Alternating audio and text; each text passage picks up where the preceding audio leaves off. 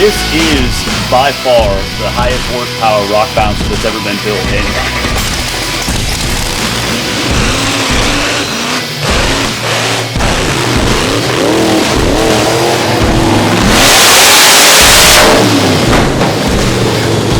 If somebody wants to compete for the most horsepower at a mini rock bouncer, that one right there has got it whooped.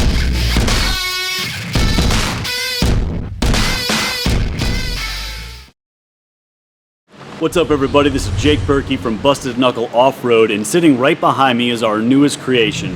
This is a rock bouncer that's going to be building, that we're going to be building for the 2019 series. A guy named Shane, he hasn't been racing before, he's going to be in this thing and he's going to be piloting. This thing is going to be sweet because right here, where there's nothing, there's going to be a 1600 horsepower big block motor that's running on alcohol. We had to move that front of the chassis forward about 12 inches to make room for the Pro Charger, because the Pro Charger is going to sit up here in the front. It's a reverse inlet and it bolts directly to the front of the motor. To be able to handle all that power, we decided to go with some Dyno 80s. They're custom built, 373 gears, 4-inch half wall tubing, and we run Reed Super Kingpins on the outers. This thing is super low to the ground. It's made for hill killing. The belly pan height is at 19 inches, and what we're doing right now is working on laying out the suspension. So we design in CAD all the different points that we're going to be putting our suspension at, so that we know when we build this chassis that the geometry is going to be right. So right now what we're doing is we're getting the axles set out. Once the axles are set where they're supposed to be, we're going to start four-linking this thing. We always build the four-link first and then put the motor in, because suspension, in our opinion, is the most important. So what we've done is we've built these Dyno 80s. We've got these custom axle truss. We've went ahead and put the four link in, and we're putting it at full bump. Now that we have it at full bump, we get the shocks mounted exactly where they need to go, where they're fully compressed. Then we'll put the motor in and we'll sit and make sure that everything is going to work around that. So we're putting suspension number one. You can tell the steering's already on. And what we're going to do now is we're going to take the steering, we're going to turn it all the way to one side. We're going to mount the tire, and then we're going to flex it up and down and make sure that at anywhere throughout the articulation cycle, the tires don't hit the shocks and none of these suspension components hit the shocks. Once we get the front figured out and dialed in, we'll start moving to the rear to get the trailing arms figured out. So we've got this side compressed all the way up. We're holding it right here with a ratchet strap, and then over on that side, we're at full extension. We made some temporary mounts just so we could test out the shock location. When this vehicle is all the way flexed out and turned both ways, we don't have any shock to tire, any shock to steering component issues, so we're good to go. We just got to build our sexy mounts and put it all together. This thing is coming together really well, but there's basically a few things that you got to do when you're building one of these projects to be able to make everything work properly. Generally what we do is we build the suspension with the four links, and we don't do any of the bump stop mounts. We put the motor transmission transfer case in, and then you roll the pinion up on the front and rear axle and point the differential at the transfer case. In this scenario, the motor got pushed back a little bit because we're doing a custom setup with this Pro Charger, and we had to guess about where we thought the input and output of the transfer case was going to be. Because we've done a bunch of them, we know that we're within a couple degrees, so we went ahead and welded out the bump stop pads back here in the back. These things came out really cool. We've got also the sway bar that we made. The sway bar is our own custom designed arms. If you look right here, it says Gold Rush right down the side. This sway bar and everything came out really good. We've done all of our flex tests on it, and everything came out really perfect. I can't even describe how nice this is to be able to take 24 inches of travel and land on this tiny little pad. That means that the geometry of this thing, not only on paper, but in real life, matches up exactly what we planned on. So we're really proud of the fact that we can take 24 inches of travel and run all the way up and hit this tiny little pad, because that means that everything is working properly. Now, you might be looking at this fuel cell thinking to yourself, that is one heck of a fuel cell. Well, it is. It's almost 26 gallons. And you might be thinking to yourself, that is a tiny radiator. And it is. It's a very small radiator. But there's a reason for that. The big block that we're using in this is going to be an alcohol motor. And so we have to have a big fuel cell, because you use a lot more alcohol than you would gasoline to produce the same amount of power. So A tiny little radiator is used because we don't need a big radiator. The alcohol burns really, really cold, so we can get by with running a small radiator. Now, the fuel cell I made out of steel, and the reason I did that was because the aluminum fuel cells do have a tendency to crack. To stop that from happening, we do a couple different welds side by side. We use a thicker aluminum material, but with alcohol, we didn't want to chance it. It's a different type of fire. Sometimes you can't see it, so we added a little bit of safety to this build and went with a steel fuel cell. The project's coming together really, really nicely. We're super excited about this thing. Next thing you know, we'll have a motor, transmission, and transfer case sitting in here. ISPC sitting right over here. This thing will be a full roll and ready to go back out the door.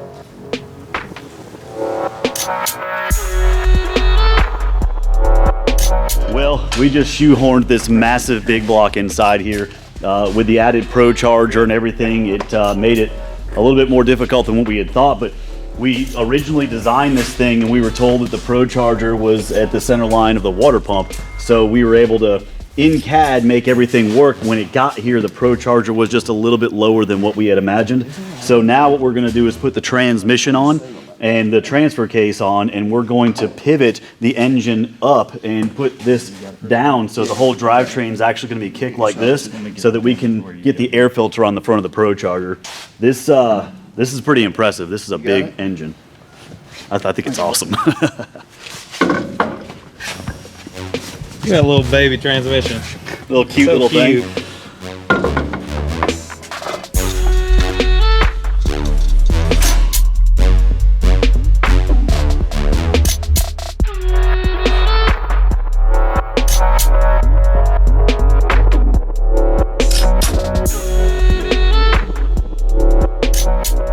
We've got a lot more done on this buggy, as you can see. So this pedal right here is totally trick. This thing puts your whole entire foot inside there with this little heel stop and this little toe holder. So if you're hitting the gas and you need to pull back for some reason, like the throttle gets stuck, you can actually pull back. It's got grip right there, so when you're laying down the horsepower, your foot doesn't come off.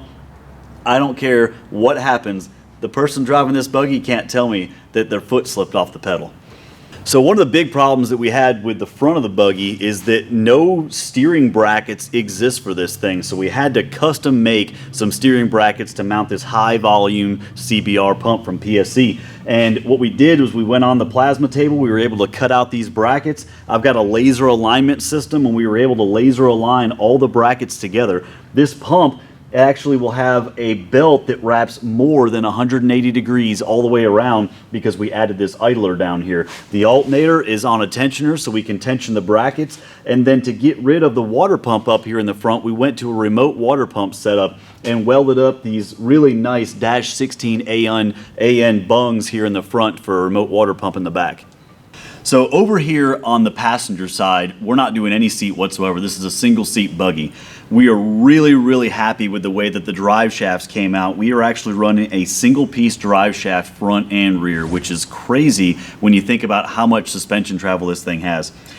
This is an electric rear steer system. We decided to go with this because we've had some problems with the engine driven pumps before in the past, and we wanted to do something that was going to be reliable, and if something happened to the pump up front, you still had some type of steering. This reservoir here feeds this pump reservoir down here, so no matter what, you've always got fluid inside this system. This system works off of relays with a controller back in the back, so you can have automatic steering that self-centers. Here is the switch that we use, and then we have a self-centering switch here. We haven't made this all the way, but this will get mounted right here, and you can actually use your thumb to go left and right, and then when you pull the trigger, it self-centers. So this area right here is going to be completely capped off. We're working on the interior. We've got kind of a concept right here for how we're going to do the dashboard. But here before too long, we're going to start on all the sheet metal and start capping this thing off and start laying out where the rest of the interior is supposed to be.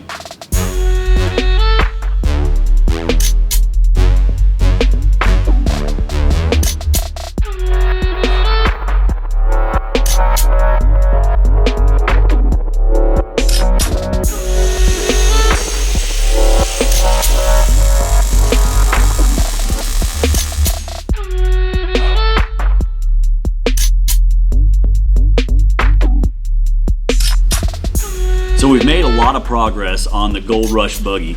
We've got a lot of panels installed and we're coming into the last portion of the build. I want to talk a little bit about some of these panels. These panels are made with these quick connects here so that you can just pop these panels off really quickly and get to this storage compartment over here where all the accessories are going to be mounted. One thing that we ran into on this build is that the master cylinder was too long, and where we wanted to drop the headers out the side of the panels, we had an interference between where the headers were going to mount and that master cylinder. So what we did was we took the master cylinder, put it on a reverse mount, and ran a cable over to our Hydro Boost unit right here. Because you have a Hydro Boost unit, there's not much input having to push through that cable to be able to get the brakes to have a firm brake feel and give you hard brakes. So we were able to utilize a cable and remote mount this system. Another couple things we did is finish up on the dashboard. We've got a little bit more to do with this, but you can see the overall layout of how this thing is going to be. We're going to go in and clean it up really good and make all the lines perfect. And then up here in the front, we knew we had to make this animal breathe. We're talking about 1,500 horsepower, burning alcohol. This thing takes a lot of air, especially being supercharged. Originally, we were talking about doing a single air filter up here in the front. However, if this thing starts to get dirty, we were afraid we weren't going to have enough airflow. So we decided to go with the 2-filter system. Right now, it's just sitting here kind of loose because it's going to tie in to the top of the engine cage and the air filters are going to hang from the top. Not too much longer and we're going to have this thing ready to ship to the customer.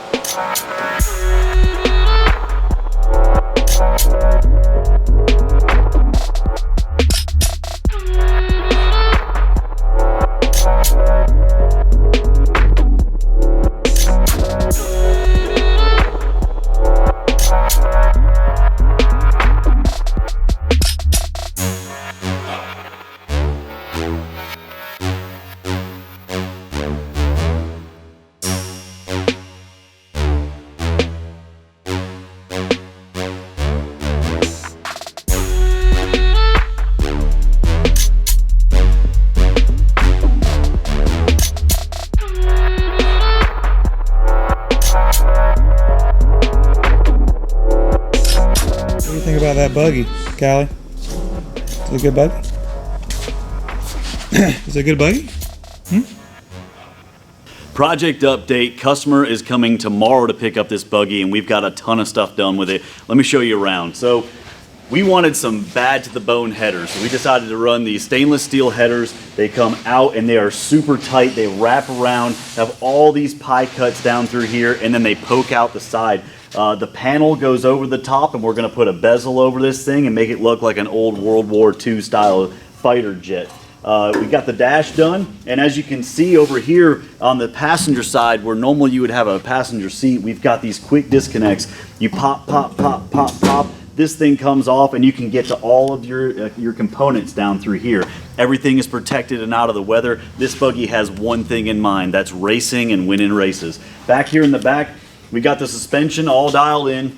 We've used a suspension tune that we've used before in the past on one of our other buggies. So we pulled the suspension all the way apart and put the new valving in there. So this buggy should be pretty well dialed in as soon as we get it started. We put a little more protection back here on the radiator. We were afraid that if we were to roll over or something, we could smash the radiator. So we put a couple extra bars back here and rolled them in. It looks really, really nice. So this buggy is built with racing in mind. A lot of the stuff that we did was specifically so that if there was a problem during a race, you could get to the component super quick. This little panel right here, 3 screws, it pops off. You can get right there to the distributor. It's bead rolled really nice, so it looks good, but mainly it's designed for racing. Over here in the cockpit, you can see how all these items are bead rolled. Everything has got extra strength to it, and it also looks awesome. You've got an awesome seating position right here with your shifter and your rear steer, a good view at all your gauges, and we've got something special to put right here.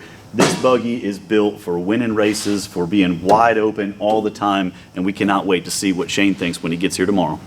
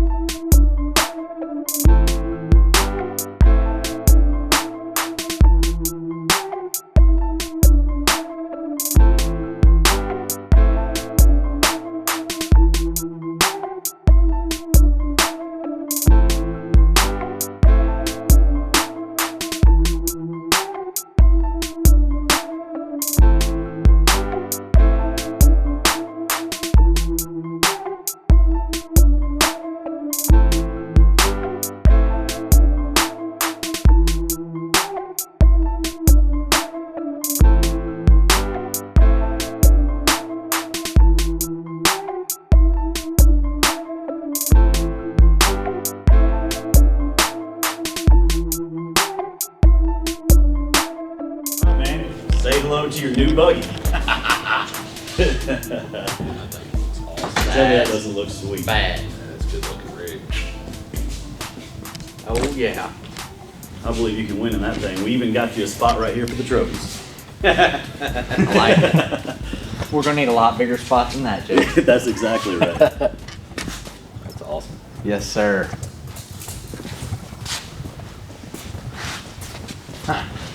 This thing looks so good, they're gonna have to build me a podium that I can park it on. That's right. Just park it on the podium. Yeah. Yeah, man, it came out really slick. The header's punching through the side here, the bezels and everything, the stainless exhaust and all. It's got 10 inches of up travel with a 19-inch belly pan, which is just unheard of, man. Single piece drive shaft, front and rear, no carrier bearing on it. It's bad to the bone. Absolutely bad to the bone. Headers are beautiful. Mm-hmm. Yep.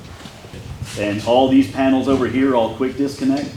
They're quarter turn, pop those things off. These two panels come out and you have full access to all the electronics and everything sitting inside.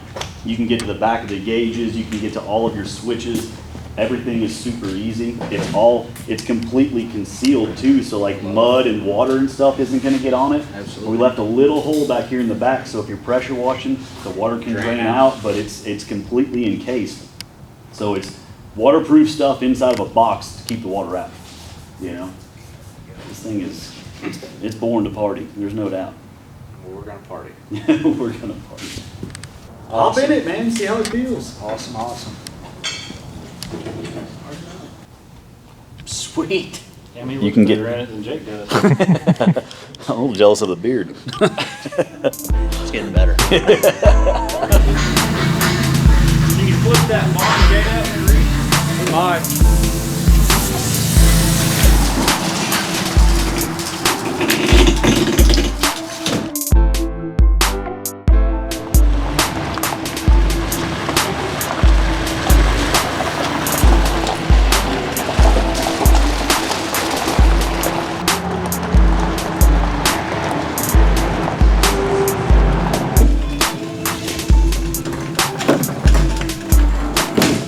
All right, so we are here and we are gonna get a suspension tune done on this buggy. Shane took it home and did all the plumbing and wiring, and in the last 2 weeks it's been pretty crazy, right? You guys have been going absolutely nuts trying to get the plumbing and wiring and all the little gremlins and stuff figured out with this buggy. Last night they got here and the buggy was running fine, and then all of a sudden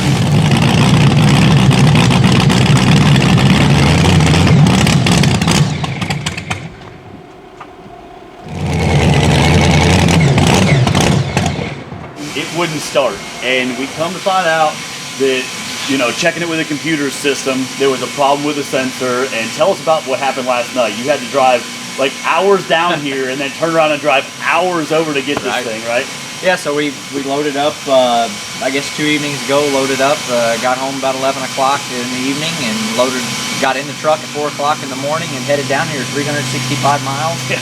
And, you know, rolled it out of the trailer, thought everything was going to be good, and fired it up.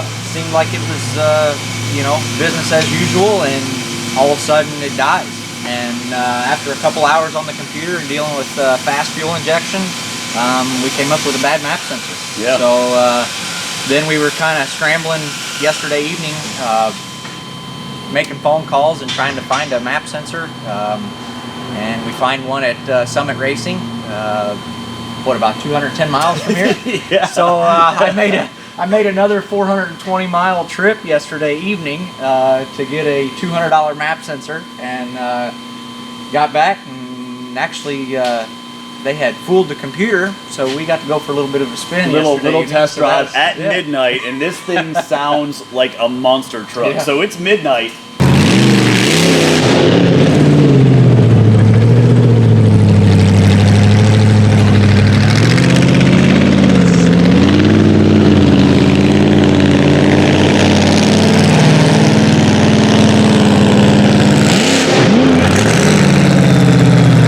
And like Shane finally gets a chance to drive this thing, you know, and he's like in the parking lot hitting the gas and it's like echoing through the mountains and stuff. And I'm sure that everybody around here, well, I know that they heard us. Oh, but yeah. I'm sure they were thinking to themselves, I wish them boys would go to bed. But, Yeah. So I know that a ton of people are probably wondering why the chassis and stuff is not powder coated, but the axle and stuff are.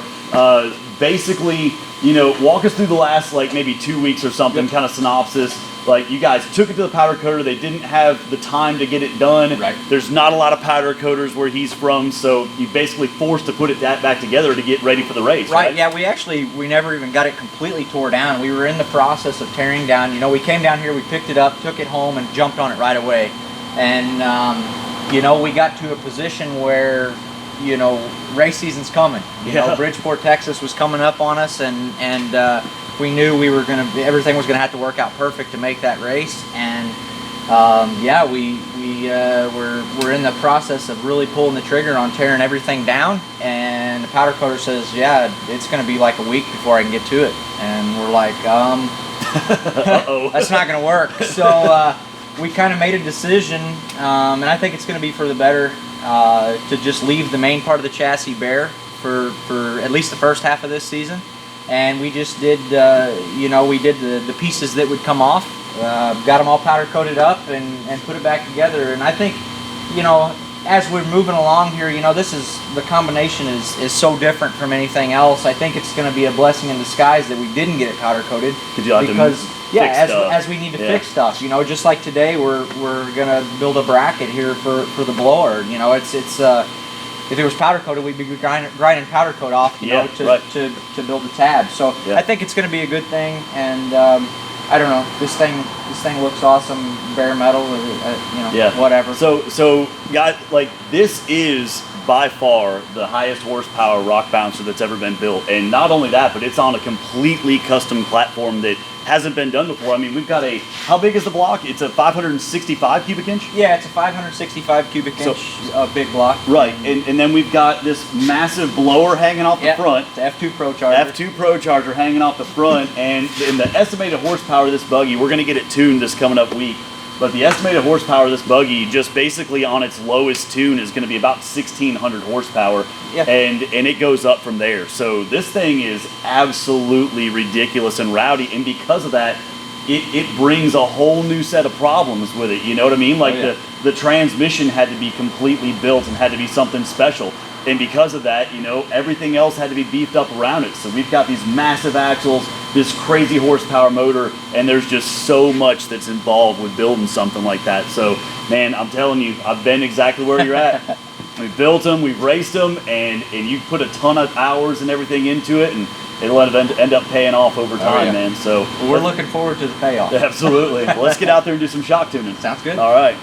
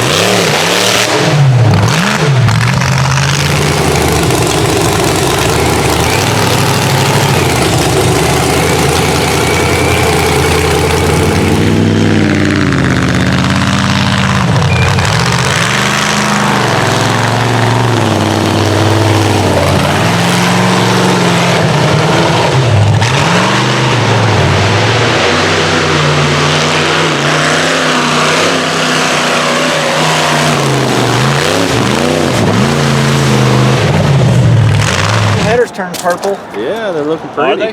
Yeah. Starting to rainbow? Yep. What's up? Dude, this thing is a f***ing monster, man.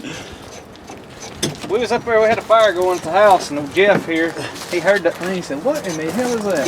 So I got some rowdy neighbors. I had to come show you.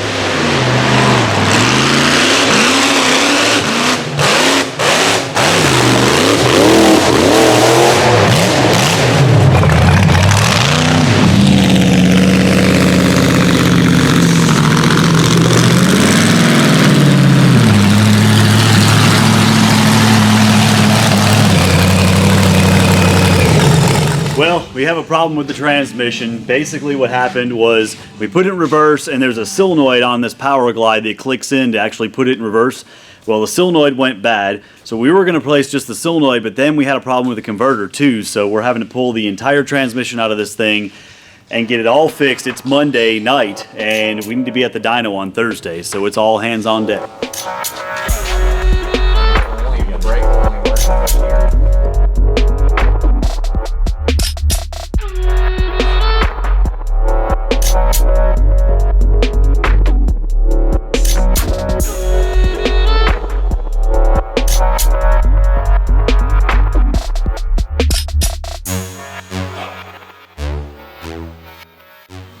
All right, it's night 2 here in the shop, and we had to pull the transmission out of this thing yesterday because there was a problem with the torque converter. Stayed up real late last night, got it done. Shane took it first thing this morning down, got the torque converter redone, got the valve body changed out. We brought it back, got it put back in. The guys have been super hard at it. We just fired it up, and it's working perfect. So we're about to take it for a couple test runs.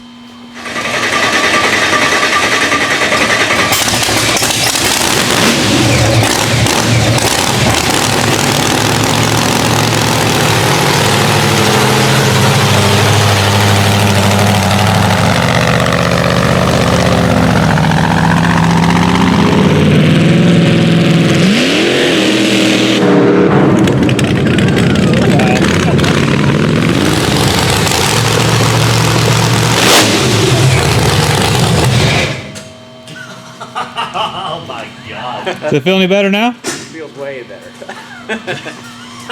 People just do not understand. Like, they don't understand this. Like, it's knocking stuff off the shelves from 30 foot. That's the most amazing sounding rock bouncer I've ever heard in my life. You're knocking products off the Tell me the truth. Let's see how much this thing weighs. I'm guessing 4850.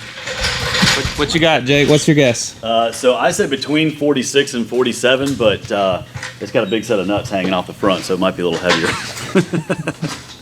What do you got, Shane? What's your guess? All I know is if it's too heavy, we're just going to put a smaller pulley on. There you go. More power. It's all More weight relative, means right? More power. Survey says 4923. Woo, she a big girl.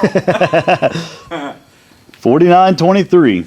So the numbers between front and rear are 60 pounds off. What are we doing today, Matt?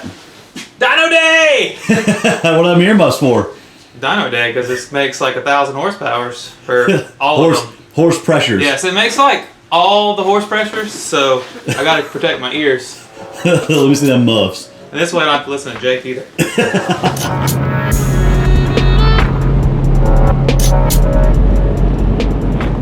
We are at Lane Culver's, and we are about to have this buggy dyno tuned.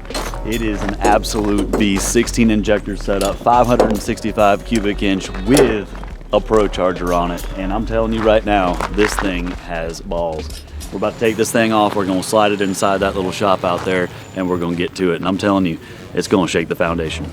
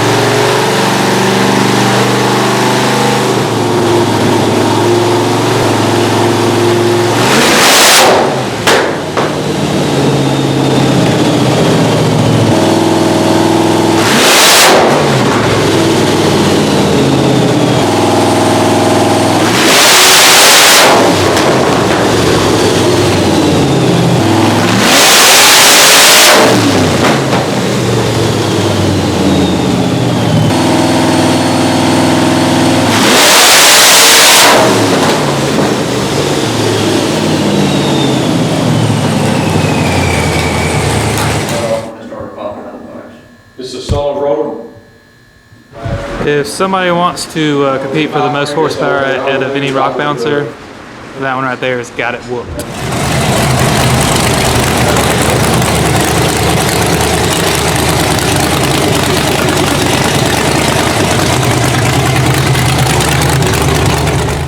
There it is, folks, the nastiest, most powerful rock bouncer ever built. I mean, that thing is putting down between 1,500 and 1,600 horsepower. If you're confused by the numbers, it's losing 55 to 60% of its power between the engine and the rear tire. So all those Dyno numbers are at the rear tire, and we made one more pass after the last part of the video, and it didn't even register on the dyno. Something messed up. They had a boost leak, and they're still estimating with everything that it was around 700 at the tire, which is insane. I mean, 638 at the tire is insane, but 700 is even more insane.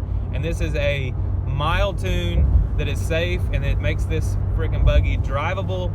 And that was the main goal. They weren't trying to put down the most power they could. They were trying to keep this engine working well, efficient, safe, and so it'll hold together and freaking bomb up these hills. So can't wait to see what it's going to do at Windrock tomorrow. And yeah, you'll have to stay tuned for that. And yeah, let us know what you think about these build videos, man. Everybody at the shop freaking threw down on this build and did an amazing job.